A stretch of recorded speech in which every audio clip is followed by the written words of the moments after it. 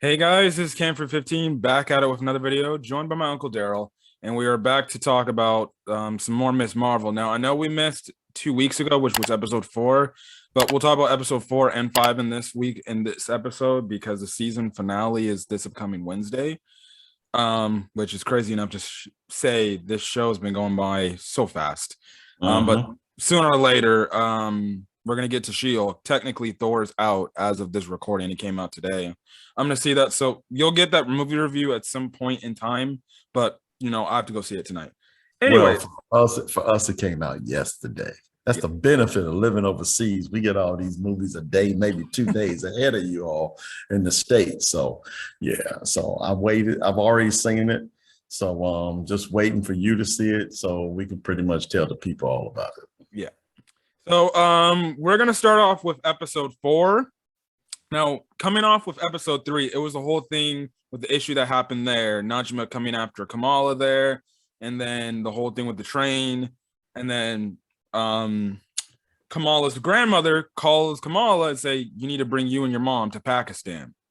So we start the episode pretty much off. And I'm sorry. Let me mention this. Remember, I had mentioned that there was a name on the train, and yeah, it was Karachi. She said you need to come to Karachi, and I was like, wait a minute, that sounds really familiar. So I went back and looked back, and the vision had the name of Karachi right there on the front of the train. So that's what I was trying to get across. I just couldn't get because the episode was really just that good, and that was just one little tidbit that I saw it, but I really couldn't remember what the name was. So I do apologize for that. But yes, the name of Karachi was on the train. Yeah. So we start the episode off with Kamala and her mom actually going to Pakistan. Now, we don't get any scenes of what led up to this decision or anything.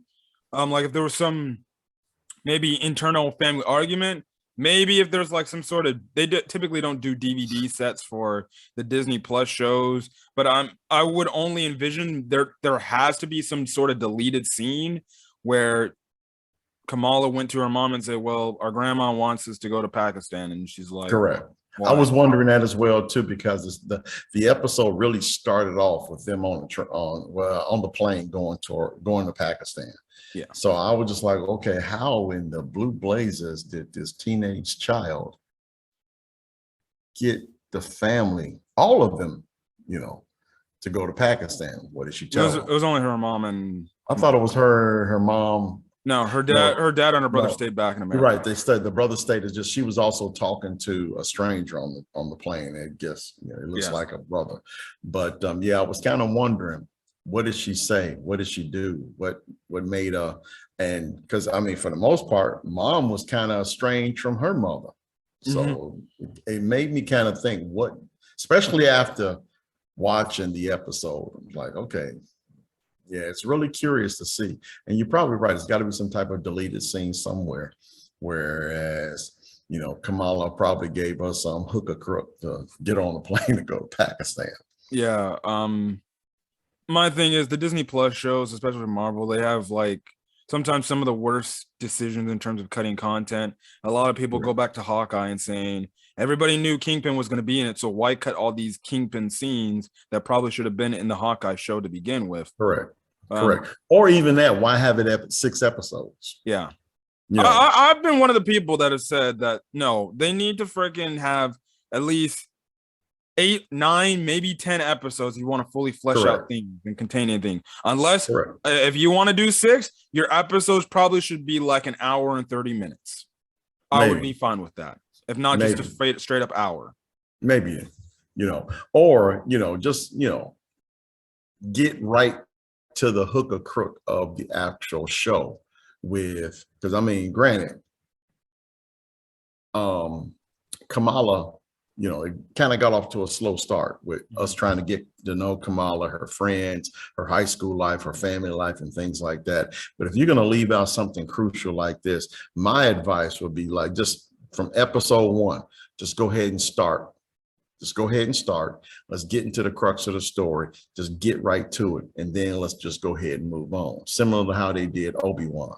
They went and got right into the episode, right into the hook or crook of the story, So maybe something moving forward, that's what Disney is probably going to do. But at the same time, and there's been a lot of questions about this particular show, primarily because of culture and things of that nature. So maybe Disney moving forward probably decide to either add a couple more episodes or basically, keep the same 6, but just get right to it.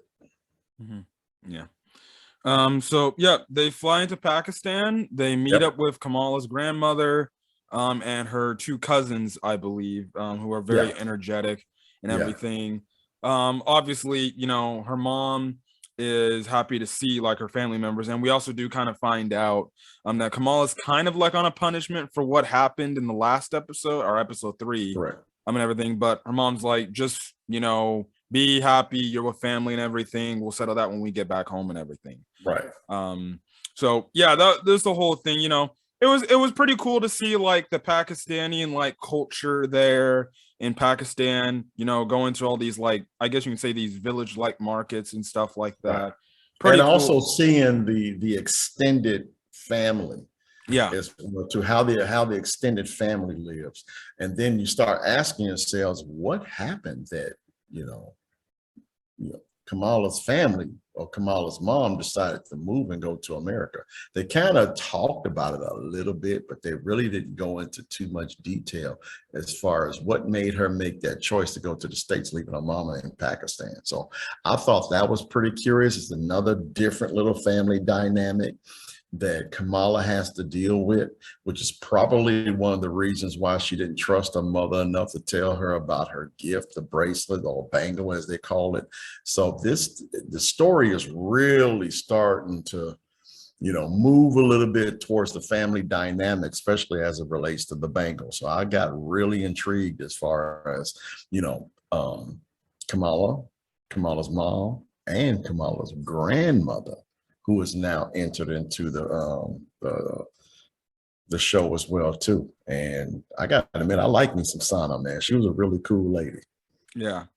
The whole thing, her and Kamala have a few discussions, like, I guess the purpose in life, and her grandma's like, well, right. It's kind of whatever, you want your life to be, just make it your own.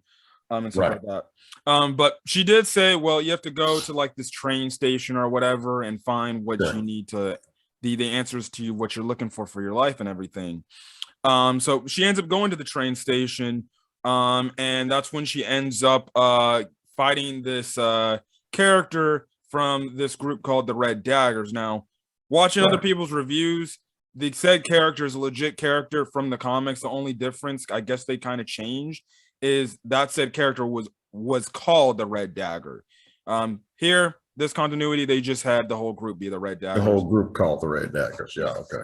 And it was actually a pretty cool fight and everything. I liked it, but eventually got to the point where they had to stop because the cops, because it was like a locked out area over there. And also I did also like the one part, they go to like this restaurant in Pakistan and they have to sit outside because Kamala's wearing jeans and that's not formal wear, so they can be able to sit inside. So it goes to show you that Kamala isn't really ultimately, I guess, ingrained in the Pakistani culture to where she came prepared. She's Americanized. Yeah. Basically. She's Americanized. She's been over there for a little while. So she's picked up more of the ways of a New Jersey girl living in New Jersey as opposed to, a young Pakistani girl living and growing up in Pakistan. So, she follows the culture, but at the same time, though, I mean, for all intents and purposes, she was raised American. So yeah, and that dichotomy as well too, again,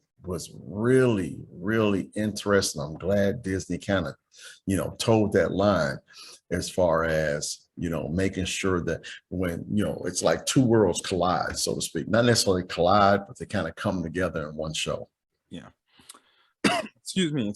But also another interesting tidbit about the train station scene is there was a mural of Ant-Man. So it goes to show you again, the Avenger Mhm. characters, they're well Mhm. known amongst every culture around the world at this point. So they're obviously celebrated with the acts of what they did from Endgame and stuff like that. But Right. Now, why Ant-Man? I don't why specifically Ant-Man and not, let's just say, Iron Man or Captain America. I think we might see the answers to that maybe in Quantum Mania, who knows? But that was pretty interesting to see Ant-Man, that particular character. I just took it as, oh, it's a nice image of Ant-Man. He's I not. did ask why. I was just like, why Ant-Man? It's like he's not one of the, you know, the the top six of the Avengers. Matter of fact, he might not even be top 10 or top 15, but so I just, why him? But I guess that's show for another day we can probably do. Yeah. But yes, they stop their fighting, they run off, and the dude's like, I'll take you to this base area where where I can show you, the secrets that you need, because he sees the bangle and I think he sees the writing. It's like, wait, I know that. So come with me. So they go to like the secret thing, the secret like base location for the Red Daggers, which is like behind this pretty much this restaurant and everything.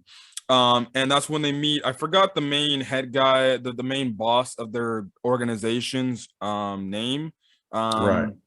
But he pretty much explains to Kamala what's the heck's going on and everything. So we kind of find out the truth about Najma being from another world is seemingly enough true. But the reason why they can't open up this dimension or this portal to the other world is the other world will just pretty much destroy their reality, which, like, again, I just another reviewer made the mentions, like, it's kind of like the way how Dormammu was trying to unleash the dark dimension on the regular mortal realm in Doctor Strange and everything. So I was like, oh, okay, that makes more sense now when you look at it. And pretty much the whole thing is, if this portal opens, everything gets destroyed and it's done. And we see that just like a little tidbit of what it could do in the next episode, which is episode 5. So pretty much they're like, yes, you got to keep this away from Najma. You got to keep it protect. But obviously, we actually do cut over to Najma, and they're in the one prison, which we'll see in She-Hulk later. But they end up escaping it. But the thing is, they leave Cameron there because Najma's like, you're dead to me because you freaking tried to rat us out. So they get out of there, and right now he's kind of like dazed a bit because he got hit by like some sort of stun gun or something like that. Right. But he stays there. So we end up seeing what happens where we pick up at the end of episode 5. But Najma somehow gets to Pakistan within a day or probably about a day or two passed and everything. Kamala's obviously training to get better equipped with her powers of the bangle and everything. But that's when, things go haywire. You get your chase scene where Najma's just on a hunt to get that freaking bangle to the point it's very fun to watch. It's very cool, entertaining, high action thing to run. I did like that when she was driving the truck, and she's, again, this trope, she sucks at driving. She sucks so bad. It actually helped them out. Everything. It's funny because even when they were trying to get away, they're riding in the little like their version of the little taxi cab, but it doesn't go fast. I played Far Cry 4, and it's a similar like cab where it's like a motorcycle with a taxi bin or some sort of carriage attached to it, and it doesn't go as fast as like a regular motorcycle does. And they're barely escaping while Najma and her group is like driving a huge like pickup truck or something like that. And they moving. Don't get me wrong, they were moving. But and it was just it was for me, it was just one of them chase scenes you had seen before. I don't think Disney wasn't really original with that particular chase scene. I think they've actually did that in Captain America Civil War almost, when they were in a third world country and they're going through the the marketplace and things of that nature. So it wasn't anything that we haven't really seen before. But at the same time, the shocking part is that it's just two kids basically. Yeah. You know, driving his vehicle, getting away from the bad guys. So it was cool. It was cool to see. But for me, it was just something that I had seen before. Yeah. So continuing on, it gets to the point where we get to like this ledge area where it looks like they all escaped them, but Najma jumps out of nowhere.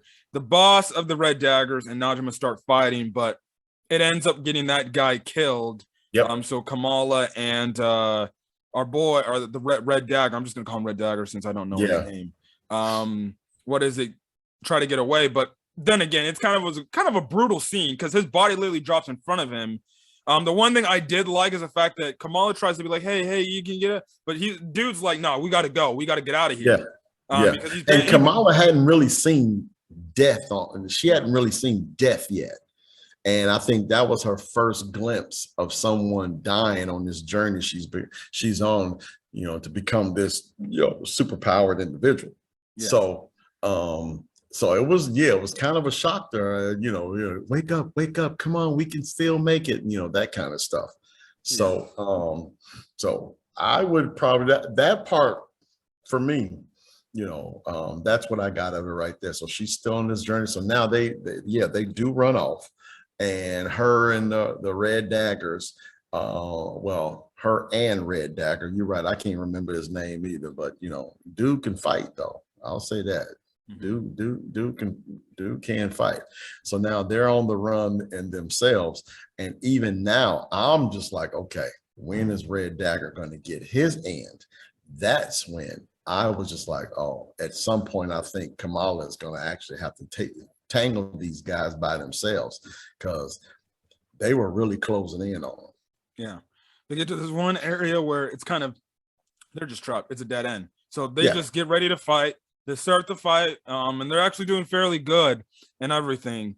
And then it gets to the point where Najma, she takes this one thing to try to, I guess you can say in a way, try to impale Kamala, but Kamala gets her arm up with the bangle and it blocks it, but it creates this crack. And all of a sudden, you get this crazy animated scene to where it's like she falls through the cracks and she gets back up. And all of a sudden, she sees she's surrounded by a bunch of people with the trains going off.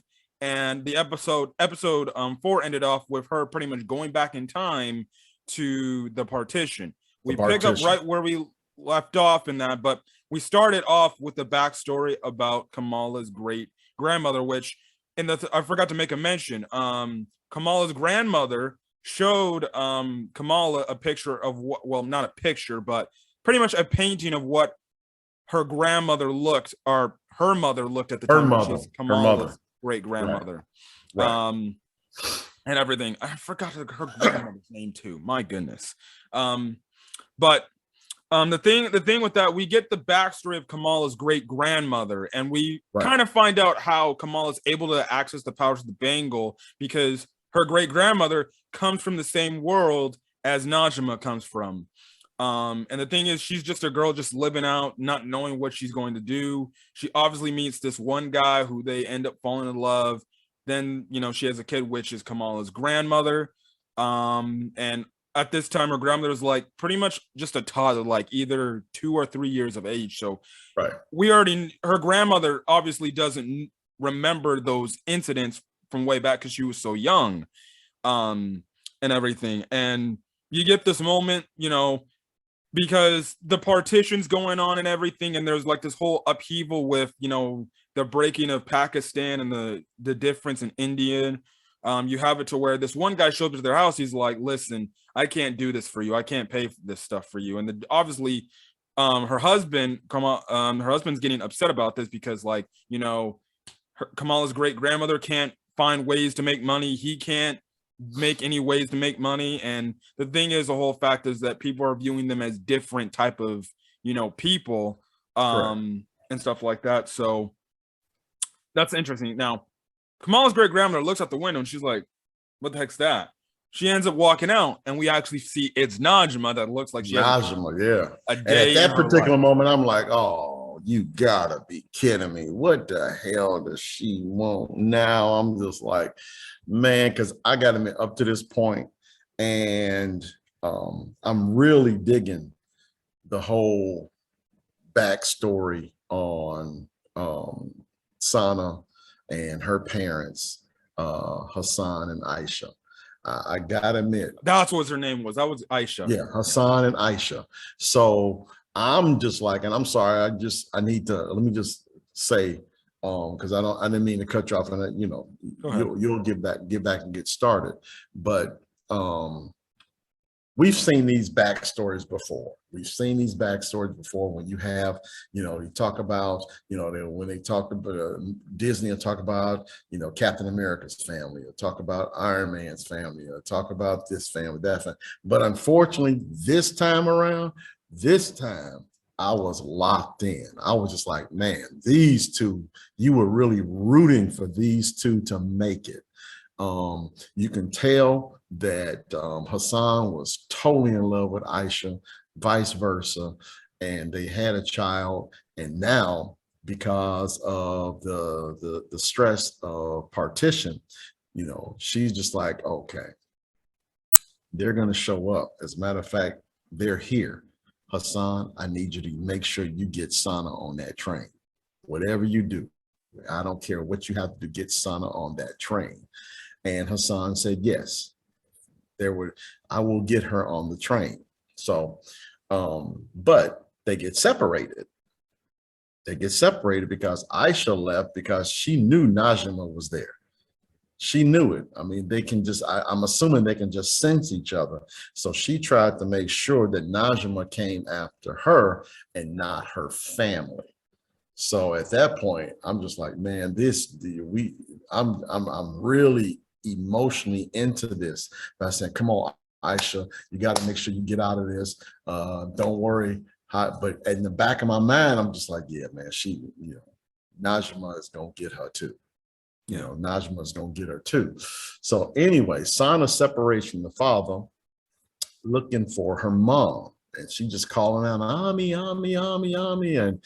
And again, I'm just like, oh man, come on, what is going to come on now? Y'all got to get to that child, that child, so y'all get on the train.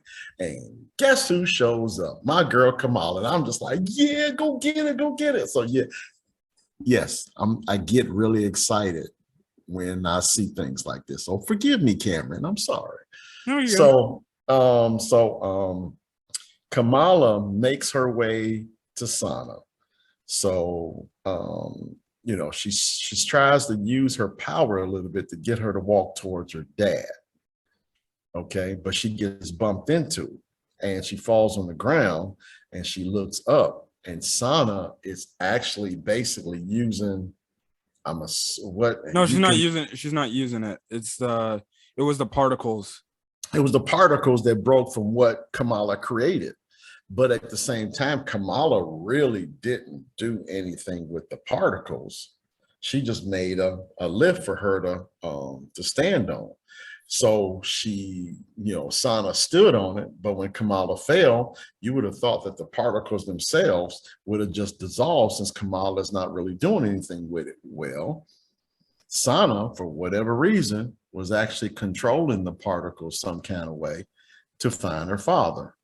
Now, is that what she intended, to find her father? I don't necessarily know. The show never really said. All I know is I saw Sana actually controlling the particles which Kamala created. And even Kamala, from where I sat, looked like she was like really shocked about it as well too. So for me, number 5 was by far the best episode of the lot. It was full of suspense. It was full of family, which I think the show was about. It was mostly for me about that, just the gift of family and what it can do for you, and the legacy that Kamala carries with her, from her mother through her grandmother. So yeah, it was pretty cool, man. So I gotta admit, I got really emotionally tied to this episode because, again, I'm a father, I have children, So I know what it's like to try to protect your kids. And I got to admit, I felt every emotion that Hassan was going through in that moment. Yeah. Yeah. So, yeah, that ended up happening. And that also foretold the whole thing that her grandma kept saying about, Right. the little girl that saw the stars. In a Correct. way, Kamala made that happen, Correct. which means timeline wise, that's a fixed point in time to help have Kamala preserve, because at this time, her grandmother, when she's a kid, has the bangle on her arm, on her wrist. Correct.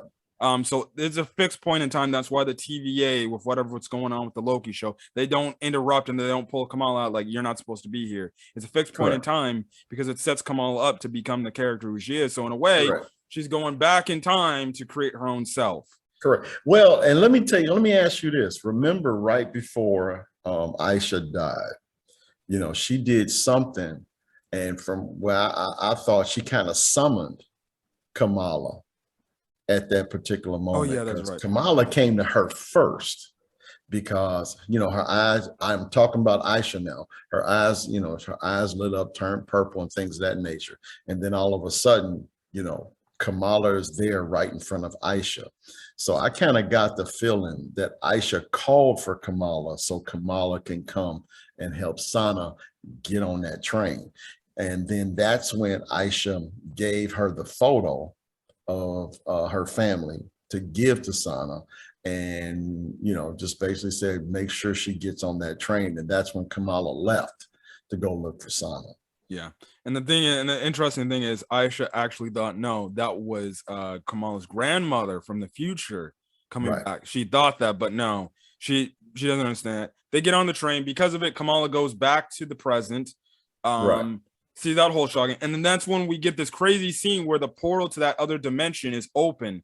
And Najma and her followers are like, we can go. One late black, they had to do this to a black lady. Whatever. At least she did. At least she made it through 4.5 episodes. Like, it would have been something if they would have got a episode 1, episode 2. Then but man, she goes up to the portal and she reaches out to enter the portal, but this energy comes out amidst through her body, disintegrates her body. You just see skeleton drop, and you're like, oh, this thing's got to be closed. Oh yeah. So at that particular moment, I think Kamala's main concern was the people in the area. Asked Red Dagger to make sure you get him out, made a wave of people to just get him out, but Najma is stuck on it. Najma's stuck on it, so she's about to go through as well too. So Kamala sits up and try to convince her, to stay by mentioning Cameron. So she turns around and basically says Cameron's dead to him, things of that nature. But Kamala makes her, talks to him and, hey, if it wasn't for you, my family wouldn't have gone through this. Don't put Cameron through that same thing. So, she said, basically in a nutshell, I ain't worried about Cameron, or at least that's what I got out of it. And then she went to the portal and she wound up turning into a skeleton as well too. However, before she did die, this the whole purple eye thing again. It's actually pretty cool. And it's like she takes her life essence and passes it on to Cameron before she becomes a skeleton. I know that happens a little bit later on, but now I think Najma is alive. But no, she's dead. She's dead. Well, I think she's alive and she's living through Cameron. That's my fault.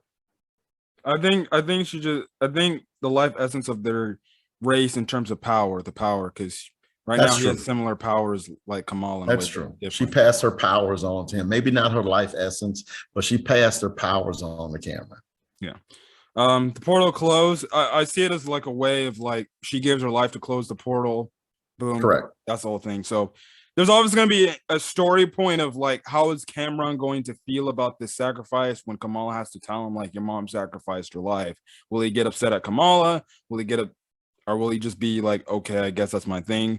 Unless they want to build it up that way, we'll see. We'll see.